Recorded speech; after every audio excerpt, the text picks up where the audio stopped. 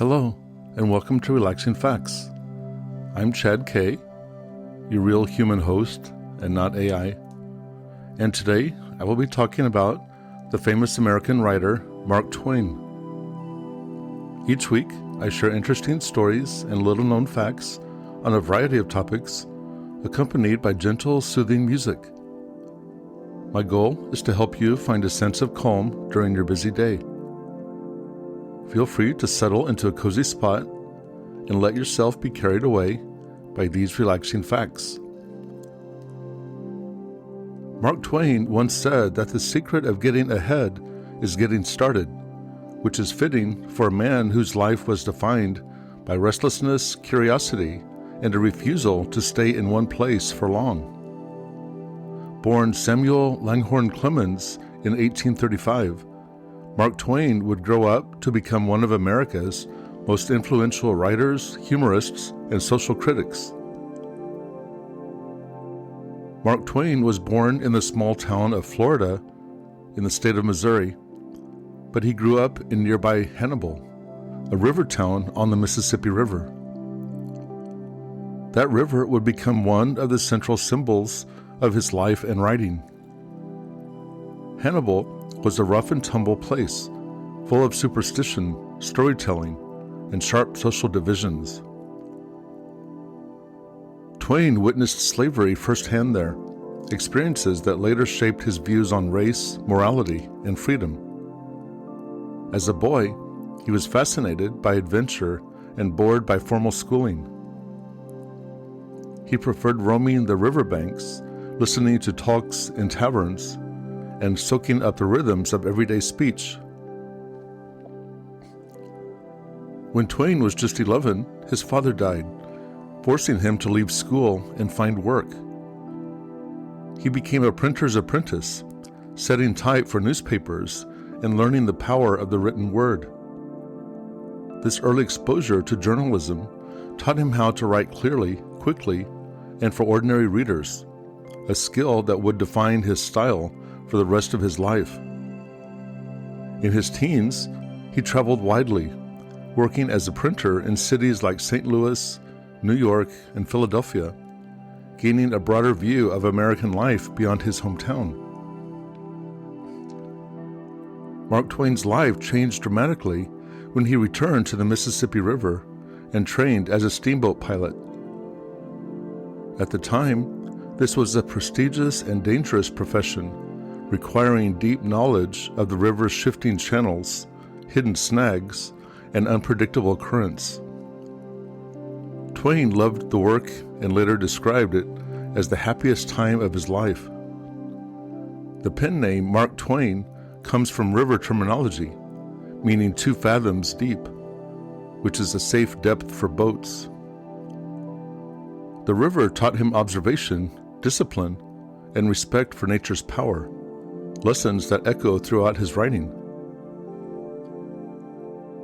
The Civil War ended Mark Twain's steamboat career almost overnight. River traffic collapsed, and Twain briefly joined a Confederate militia before quickly abandoning military life. He headed west, chasing opportunity and adventure.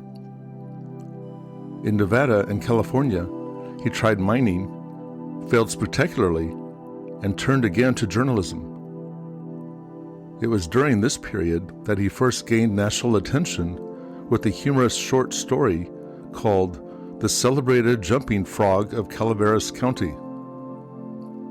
The story's dry humor, exaggerated characters, and casual storytelling style were unlike anything else being published at the time, and readers loved it. Mark Twain's humor was never just about jokes. Beneath the laughter was a keen eye for human weakness, hypocrisy, and self-deception. He used comedy to expose uncomfortable truths, often saying the things that polite society preferred to ignore. As his reputation grew, Twain became a popular lecturer, traveling widely and speaking to packed halls. His lectures combined storytelling, satire, and timing that felt almost conversational, making audiences feel as though he was talking directly to them. In 1870, Mark Twain married Olivia Langdon, known as Livy, who came from a wealthy and socially conscious family. Their marriage had a profound effect on him. Livy encouraged his ambition, edited his work, and pushed him toward more serious themes. Together, they settled in Hartford, Connecticut, where Twain wrote many of his most famous books. Their home became a gathering place for writers, politicians, and intellectuals, and Twain enjoyed his role as both entertainer and thinker. Mark Twain's most enduring works came during this period. The Adventures of Tom Sawyer, published in 1876, drew heavily on his boyhood in Hannibal. The novel captured childhood freedom, mischief, and imagination, while also subtly criticizing social conventions. Its sequel, The Adventures of Huckleberry Finn, published in 1884, went even further. Often called the Great American Novel, it follows Huck and the enslaved man Jim as they travel down the Mississippi River together. Through Huck's simple, honest voice, Twain tackled slavery, racism, and moral growth. At the time, the book was controversial for its language and subject matter, and it remains debated today, but its influence on American literature is immense. What made Mark Twain revolutionary was his use of everyday speech. Instead of polished, formal language, he wrote the way that people actually talked. This made his characters feel real and gave American literature a distinct voice, separate from European traditions.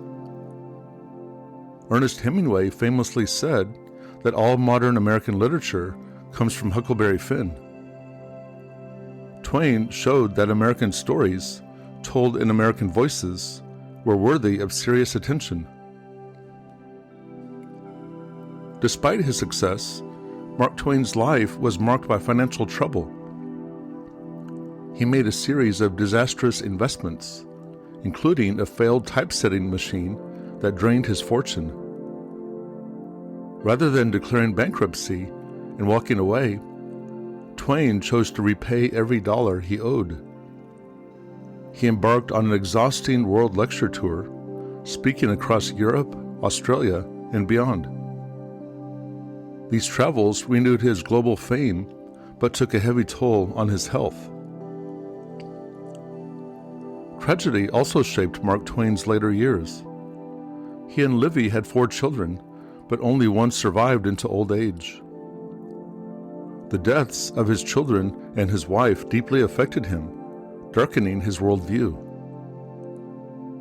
Mark Twain's later writings grew more pessimistic, skeptical, and bitter. Words like "the mysterious stranger" and his later essays questioned religion, morality, and the idea of human progress. Twain never lost his wit, but it became sharper, edged with anger and sorrow.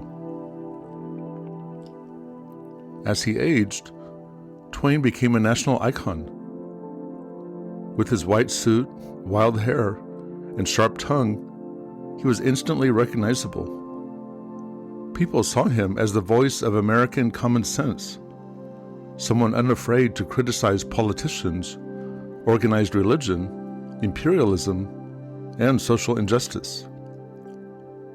He spoke out strongly against racism and colonialism, positions that were not always popular at the time. Twain believed that patriotism did not mean blind loyalty, but holding one's country to higher standards. Mark Twain died in 1910, the same year that Halley's Comet returned, an event he had famously predicted would coincide with his death. By then, he was already considered a legend. His influence reaches far beyond literature. Twain's humor shaped American comedy, his social criticism paved the way for later writers, and his commitment to plain-spoken truth still resonates today. And that brings us to the end of this week's talk. If you enjoyed this episode of Relaxing Facts, then please consider subscribing or leaving a comment or just clicking like. I hope you have a fantastic day, whether you're taking a moment to unwind or simply enjoying some calming listening. Thank you very much for being here. I'm Chad K., and I will see you next time. Goodbye.